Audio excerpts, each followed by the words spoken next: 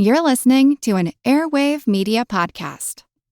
There's a discussion about the title In the Arena, which comes from that famous speech given by Theodore Roosevelt. People always remember that phrase, in the arena, but they don't remember the title of the actual speech, which was being citizen in a republic. And the theme of that speech is that country, a republic particularly, has to have a core number of people who are willing to take giant risks in order to move things forward. And if people become too risk averse, a particular vitality is lost to the country. And therefore, people who have risked and lost should be inspiration rather than an object of derision. You have to have people who are able to put themselves out there, or else all we're going to get are a string of mediocrities.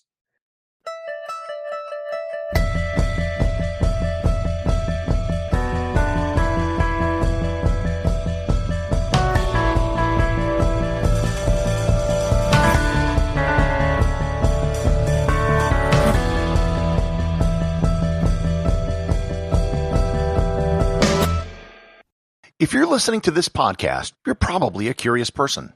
My name is Gary Arndt, and I'm the host of Everything Everywhere Daily, a daily podcast for curious people just like you. In about 10 minutes, you'll learn about things you didn't even know you didn't know. I cover topics from ancient history, modern history, technology, science, geography, and, well, everything. If you want to broaden your knowledge base and learn something new every day, listen to Everything Everywhere Daily, wherever you're listening to this podcast. Once again, that's Everything Everywhere Daily. In a regional airport in Bloomington, Illinois, you can share a bench with a defeated presidential candidate. He looks like any other traveler, though his clothes might be dated. He sits with his feet on the suitcase lying in front of him on the floor, waiting for his plane, perhaps, his jacket over his left arm, relaxed, his right arm holding his weary head. He can't tell you anything, of course, because he's made of bronze. But if he could, Adlai Stevenson would say he was governor of Illinois from 1949 to 1953, and he ran twice for president, both times against Dwight Eisenhower, a war hero. And both times, he lost. "I don't have to win," he told his advisors once. That might be the strangest thing someone running for president said. But he said it when his advisors asked him to compromise on an issue involving drilling in Texas. That's not important. But Stevenson said it. I don't have to win. Who else running for president would say it? He was a quirky guy and a bit passive about politics. And it turns out there was a reason. Adlai Stevenson plays a very special role in the pantheon of also-rans. He's such a unique figure. To have run against to be a candidate twice against the same opponent and lost, and then to be considered again by a large segment of his party. That's Peter Shea, author of In the Arena, A History of American Presidential Hopefuls. I think Stevenson is a very colorful figure, a man of tremendous qualities. I think he certainly inspired a lot of Americans to get involved in politics and become active party members. And I think that's his great legacy. Published by Troop Publishing in Chicago, really a book about presidential statues. Interesting. So Stevenson had a trauma early in his life, which made him reluctant to seek power, at least openly. And that quality can sometimes inhibit a leader. Sometimes you have to grab, the opportunity and move forward, where Stevenson always wanted to be seen as being invited into power. And that passivity, I think, would have hampered him. I don't want to let that hang there. Peter didn't get into it, but the trauma that he's talking about, when Adlai Stevenson was a child, there was an accident with a gun in which a cousin of him was killed, and Adlai was, say, directly involved. He was not at fault. He was certainly not charged, nor was anyone in the family charged or anything like that. But a cousin of Stevenson's was killed. It had a traumatic influence on him. Also, his parents had their fair share of problems. Stevenson often took refuge with Grandpa, who was the former vice president, Adlai Stevenson. He admired him, emulated him, gave great speeches, and loved to debate. But as Shea said, he was a bit passive. By the 1950s, though, there's something almost counter-trend about Adlai Stevenson running against Dwight Eisenhower, the hero of World War II, huge advantage in the polls and everything like that, and also the recipient, and Eisenhower really embraced, because other people ran it, a television marketing campaign, which didn't have a lot of substance. It's not like Eisenhower was saying great things. Stevenson was different. He was the anti-candidate, the intellectual. Opponents would end up calling him an egghead. He liked policy. But in an age of television, Stevenson couldn't adjust because he didn't watch it. He didn't watch television, neither did his friends. He'd rather read The Atlantic or Harper's or the newspapers, perhaps listen to the radio. When he saw the GOP's ads for Eisenhower, the "We Like Ike," he reacted, "This is the worst thing I have heard of, selling the presidency like cereal." His TV ad for his campaign would be a long speech. Lou Cowan, his campaign advisor, tried to get Stevenson to do something more palatable to TV watchers. No, Stevenson said, no 1-minute spots. Okay, Cowan said. How about at least getting your kids in the ad? How about before you make your long speech, the kids just say, "Dad, good luck," and we show them for a second? No, Lou, we don't do that kind of thing in our family. And the worst part about it was, as much as Stevenson didn't like TV, he was actually pretty good at the medium. A leading TV critic, John Crosby, whose articles would be read about television at this time in the 1950s, said there was nothing like Stevenson on TV. He didn't care, so he was totally relaxed, while everybody else on the medium was speaking in stilted ways. Even though he had this patrician air about him, he was someone you could connect with. He had great social skills, and people liked him. Stevenson wouldn't know. He didn't watch. I know we say "I like Ike," but a lot of people liked Adlai as well. And I think that's an important quality to convey about Stevenson. Stevenson had other qualities. He was politically brave. At a time when few were, he took on McCarthy and all of those who would make accusations, defamatory hints, whispering campaigns against people, those who tried to silence those with whom they disagreed instead of debate them. He was right when he made these speeches, but as one of Eisenhower's friends said, he'll be easy to beat. He's too good of a speaker. He didn't reach what some called the Saturday Evening Post crowd. He was more for the Atlantic and Harper's crowd. Still, he picked up certain groups, particularly the new young intellectual bunch, those who might have been GIs, but have been studying, looked at problems a different way. Many say that Stevenson had an influence, including our guest, Peter Shea, and the Democratic Party that followed on Kennedy and Johnson. Certainly some of their policies were former Stevenson policies. But he didn't get there, and they did. Then there was the shoe with the hole in it. A life photographer caught Adlai Stevenson waiting for a plane, his shoe raised with a hole in it. And it looked like a fashion faux pas. I mean, doesn't this man have money for shoes? Went to Princeton, after all. The Democrats turned this around, tried to use this, as a badge of honor. Adlai understands the common man. He's just like the rest of us. The Republicans countered with a flyer featuring a shoe with a hole in it. If you vote Democrat, you'll end up like this, with holes in your shoes. The reality is, neither characterization applied to Stevenson. Stevenson's family was well-to-do. He did go to Princeton. He could afford nice shoes. But there was this weird kind of old ethic going around in the 40s and 50s at this time. Some call it the old Boston shoe way. Those without money, those trying to work up the corporate ladder, would always have new shiny shoes all the time. Those with money didn't have to do that to impress people. The statue in Central Illinois Regional Airport, featured in Peter Shea's book, along with statues and memorials of other people who didn't make it to the presidency, has a couple of features. One is Stevenson's very relaxed in it.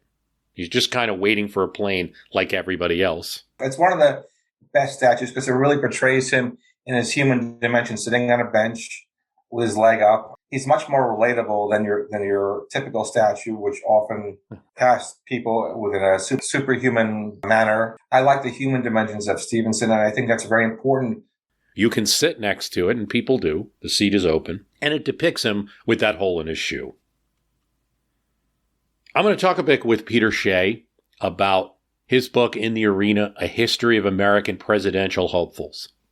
We are talking with Peter Shea. He is the author of In the Arena, A History of American Presidential Hopefuls. Peter, thanks for joining us on the program today.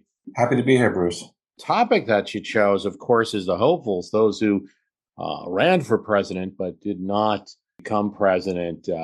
What inspired you? Well, my co-contributor, Tom Mayday, is a professional photographer, and we worked together many years ago on a book called Great Chicago Stories. And Chicago is where Tom lives, and where Trope Publishing, the company that published the book, resides. And he lives near the Stephen Douglas Monument. And one day, it struck Tom that it was interesting that there's this great monument, very, very impressive one, to Stephen Douglas, to a candidate who is best remembered as not winning a presidential candidacy. And Tom had always had an interest in presidential candidates as an American Studies major in college. And he thought, the topic of monuments to people who did not win the presidency is an interesting subject. And so he approached me. He said, would you like to do a book project about people who didn't become president and the monuments that have been dedicated to them? And I said, sure, it would be fun, and we probably wouldn't have much competition, so that would make it even easier. Did you find that there was a monument of some type for each of them? For many of them, and in some cases, it was very difficult. A few cases where we simply had to, I think, resort to their headstone. Some of them didn't have monuments. Some of them had streets named after them. A few of them who are quite prominent in their age do have monuments. It certainly helps if you were a candidate in the 19th century, a time when people gave more thought to the importance of having monuments. Later on, it becomes less of a cultural priority. Do you have a particular favorite candidate who ran for the presidency and lost? Yeah, I like a lot of them. And, what strikes me is that there were certainly periods in time when there was enough leadership talent to go around where we had a number of good people to choose from. I think Winfield Scott Hancock would have made a very good president. I think Charles Evan Hughes would have made a very good president. I think Thomas Dewey would have made a good president. And I say that as a Harry Truman fan. Can't help but contrast it with the current period of time when there seems to be a poverty of talent among our major political parties for our national figures. And you wonder, what has changed that has led us to this point. Yeah, Winfield Scott Hancock, I think it's tempting to envision a country that perhaps gets united faster because of his presence, where he was a Democrat, but he'd also been a Union general. So, had this political support in the South and then in the North, and maybe able to really unite the country. And then, of course, you might have, it's always alt history, but you might have avoided the terrible situation with Garfield and getting assassinated because you wouldn't have had the stalwarts and the exact same fight between the stalwarts and half-breeds that occurred that could have led to the assassination, or that crazy man might have found some reason to go after Hancock. Who knows? But it is tempting. And Hughes, very well respected guy. I assume I assume there was some statuing of Hughes.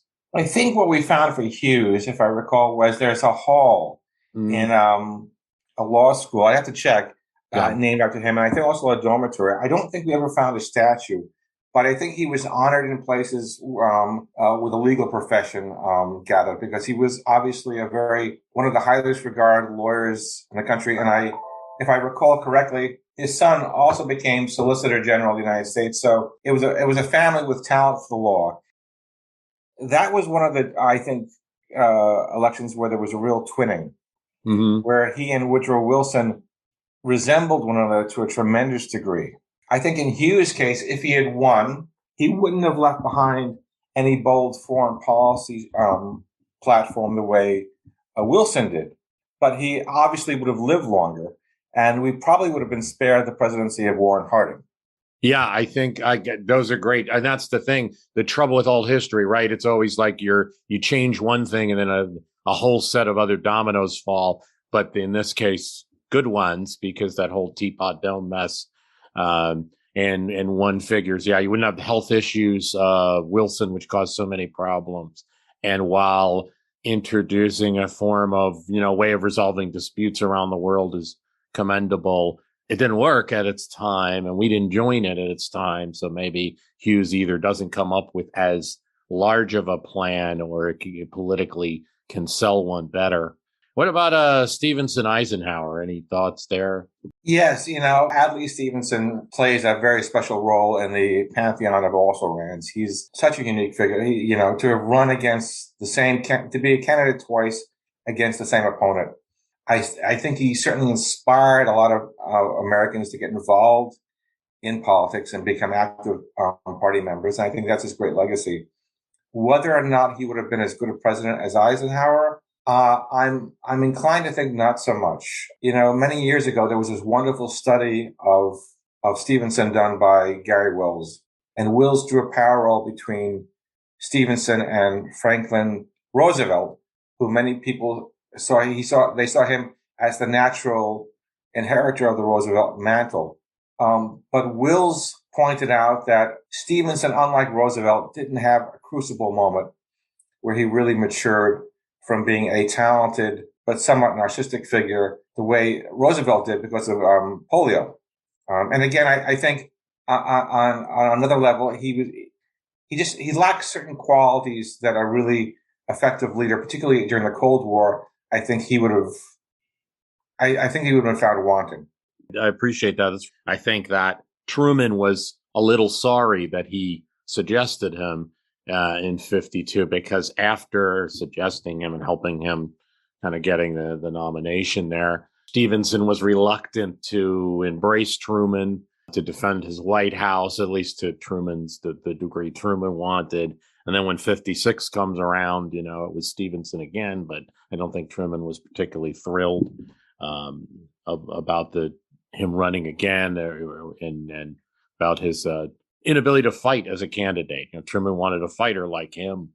Timing is great right now because, in 56, there's kind of a moment where Soviet tanks move into Hungary in 56, yeah. And a bolder candidate might have had an opportunity against Eisenhower, because we definitely made a decision as a country that we would observe the zones, and that Hungary wasn't in it, and we weren't going to do anything in terms of a show of force. Now, whether Stevenson would have either, but the fact remains, as a candidate, he didn't do much on that issue that was possibly handed to him, probably because he agreed with the position of being a little more passive about it.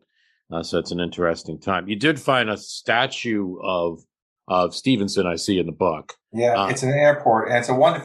Even though he had this patrician air about him, he was someone you could connect with. He had great social skills, and people liked him. I know we say I like Ike, but a lot of people liked Adlai as well. And I think that's an important quality to convey about Stevenson. We look back on the Eisenhower years and say, oh, that was so dull. But you know what? I think we needed a little dullness in the 50s. I think the world had been a little bit too exciting. And I think after so many years in power, the Democrats really needed to be out of the White House for a decade in order to regroup. Because again, if you have one party in power for too long, they just become very complacent. We've seen it over and over. And I think they needed that time that on the bench before they could come back.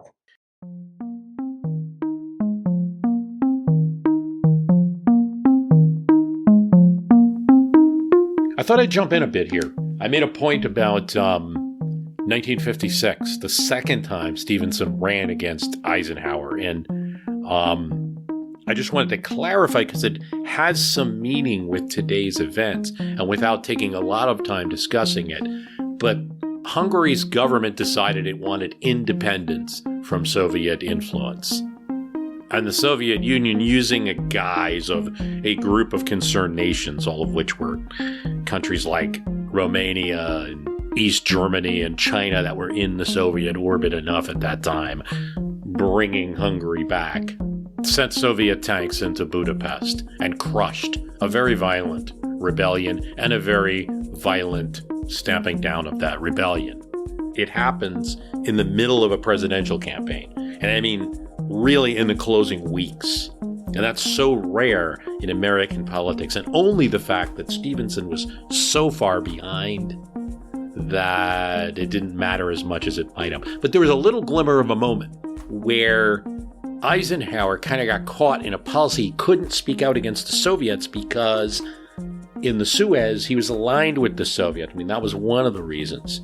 Candidate Stevenson had a problem because he had already spoken against the liberation policy of John Foster Dulles in the Eisenhower administration, that they were even talking about possibly trying to rescue countries in the Iron Curtain. Stevenson was against it early in the year, had made statements about it in 1956 early on, saying that you're going to scare the Allies. Britain was very much against it, something that was going to cause unnecessary bloodshed. And so it was difficult for Stevenson then to come in the middle of the campaign and say, hey, you should have intervened in Budapest. He tried. By the time you get to the waning days of the election, and people are really upset. In the end, on this issue, as with so many things, he was just an ineffective, if unique, candidate for president.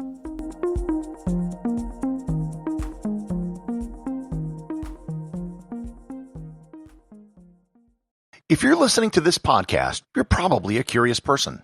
My name is Gary Arndt, and I'm the host of Everything Everywhere Daily, a daily podcast for curious people just like you. In about 10 minutes, you'll learn about things you didn't even know you didn't know. I cover topics from ancient history, modern history, technology, science, geography, and, well, everything. If you want to broaden your knowledge base and learn something new every day, listen to Everything Everywhere Daily, wherever you're listening to this podcast. Once again, that's Everything Everywhere Daily.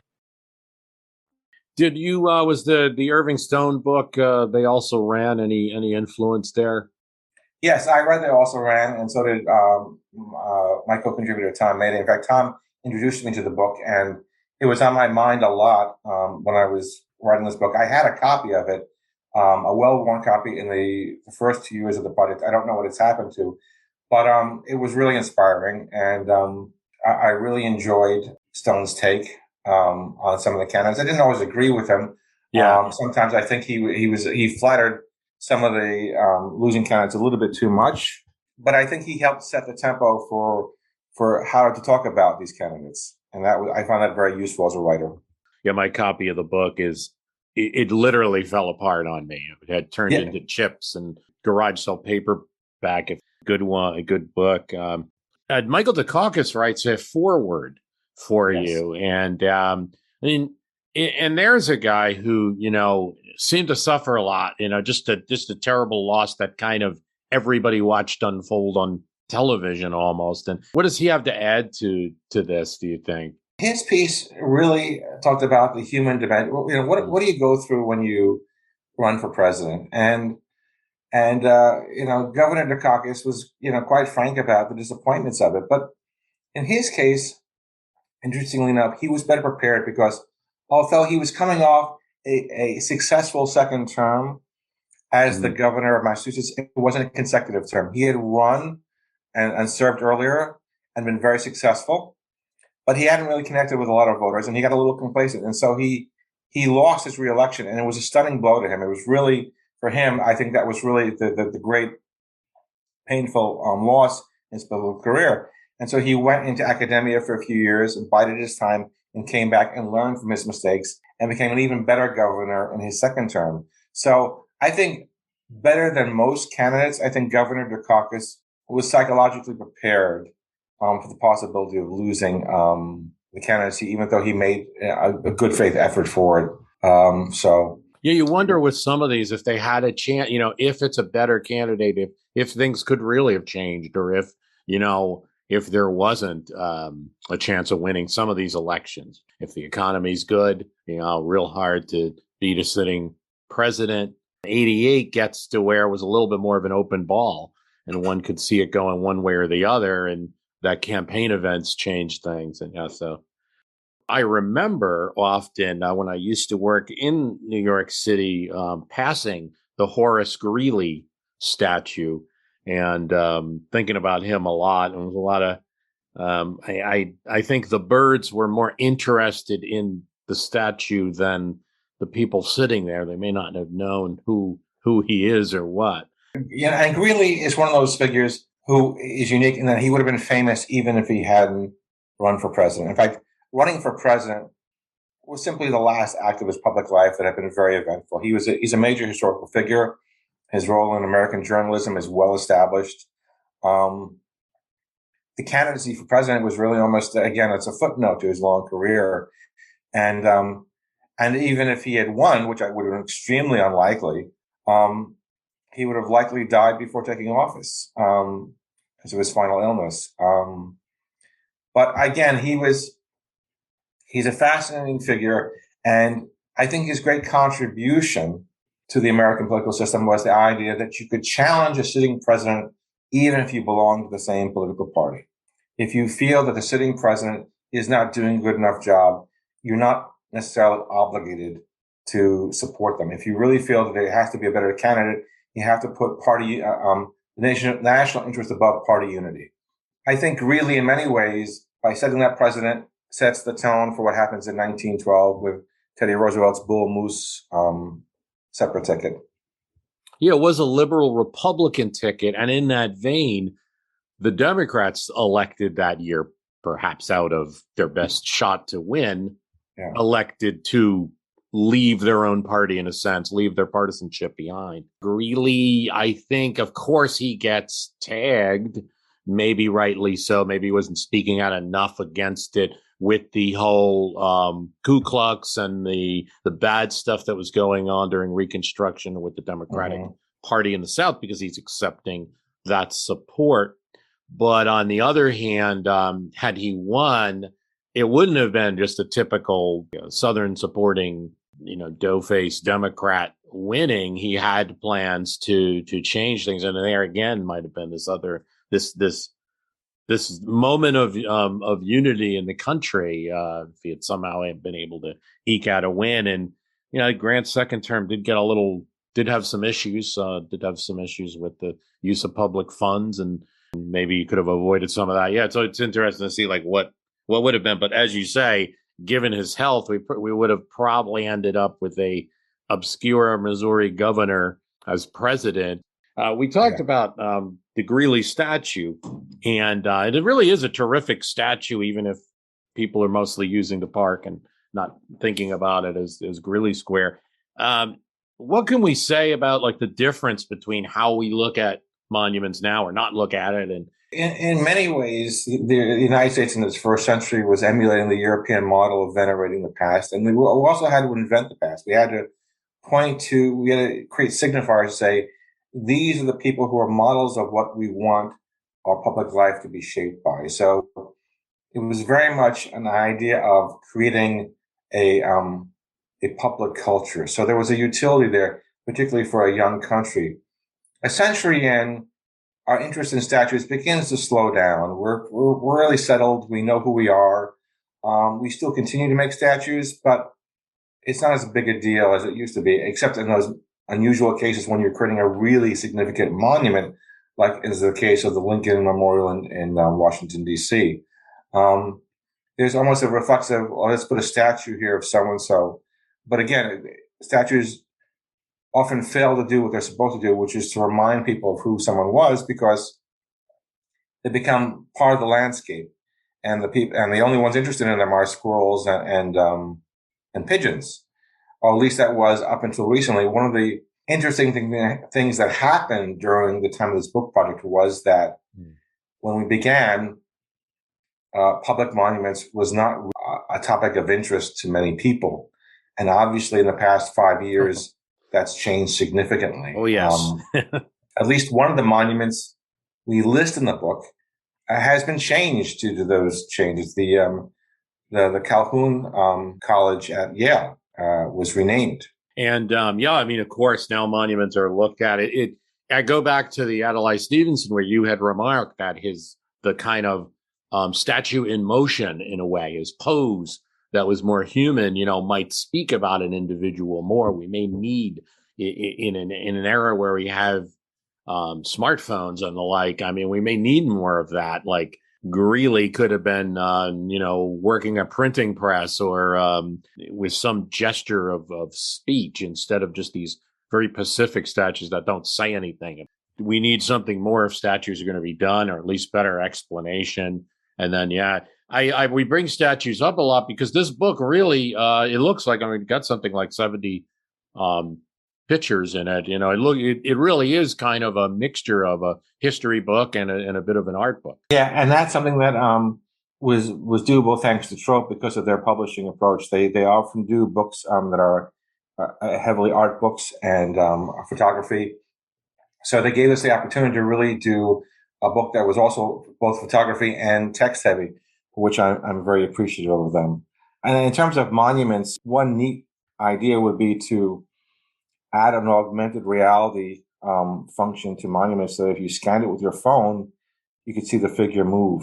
So if I was going by a Greely statue and I had my phone and then put the phone over it, I could see Greely, doing like a 3D printing press and coming alive for a moment. So that would be a really neat thing to happen. And it would certainly make it more animated than it has in the past. Yeah, he's one that it does no justice because this was one of the first candidates to go on the stump. This is somebody that always would be talking or speaking or having an opinion, but a statue doesn't. The statue doesn't do it. You brought up in a previous conversation with me the differences between business failure and political failure and how we view those things. Yeah, it's a very peculiar thing about the American temperament. We relish business failure because we see the opportunity to learn from it and try again. Mm-hmm. But political failure always seems to carry with it a certain stigma. And I don't know why, because it's a place where you can learn from. Just because someone didn't become president of the United States, first of all, it takes enormous courage to even make the run, particularly in the modern age. And that attribute alone should be celebrated and examined. But we don't, we pride ourselves on really recognizing the value of failure as a learning experience in other domains, but not politics. And that's unfortunate because some of our best political leaders were people who experienced failure earlier in their lives and they learned from it. Many of our least effective ones were people who had too much success early in their life, and that somewhat spoiled them.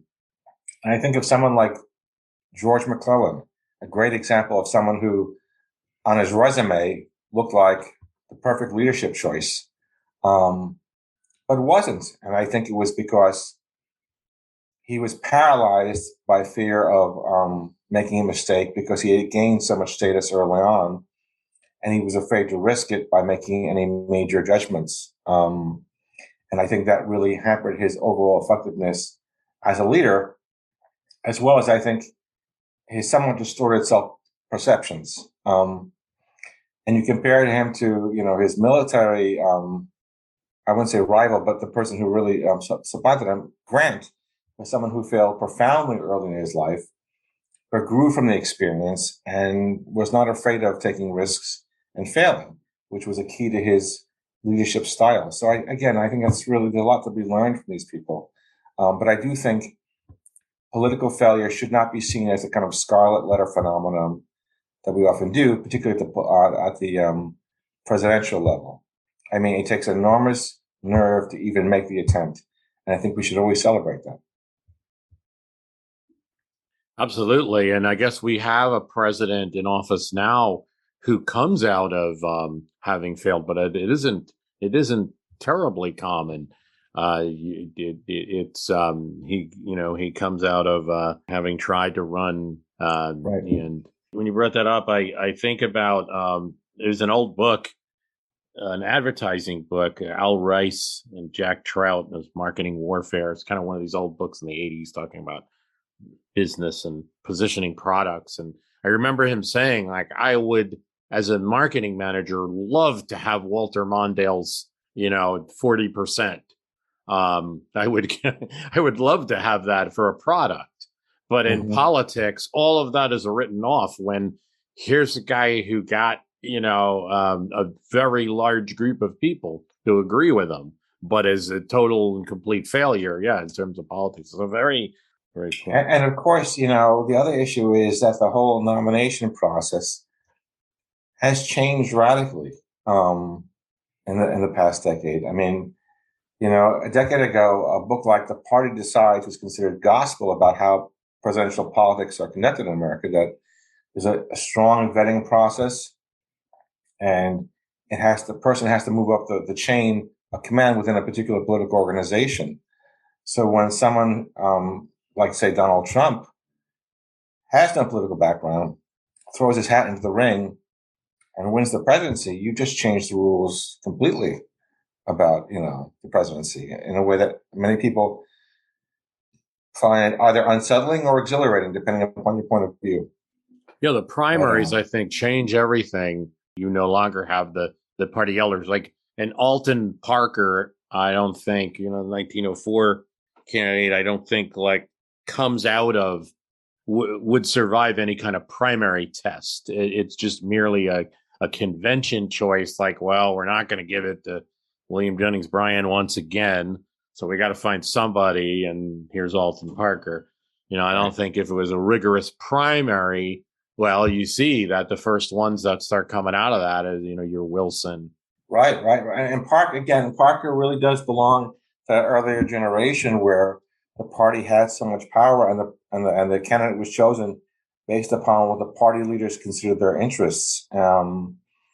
But somebody as neutral as Parker would never make it that far at all. But for the time and for the moment, he seemed like a very good compromise candidate, someone who could turn back the clock, so to speak, because you have like a 30-year period after the Civil War where you don't really have strong chief executives. They're all party men, and it's the party decides. And then you have figures like Bryan and Roosevelt, who are powers unto themselves, which is very frightening and threatening to a party establishment. So Parker was an attempt to create a seawall to preserve the party's power over who became president.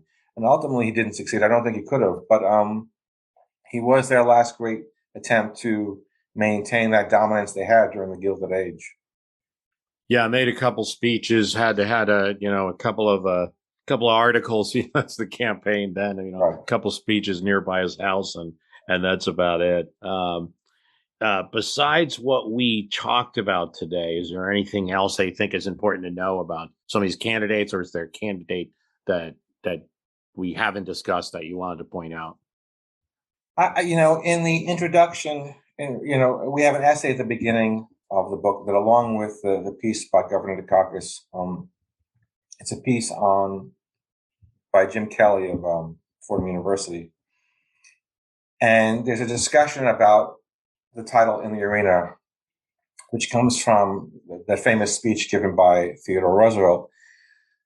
People always remember that phrase, in the arena, but they don't remember the title of the actual speech, which was citizenship being citizen in a republic.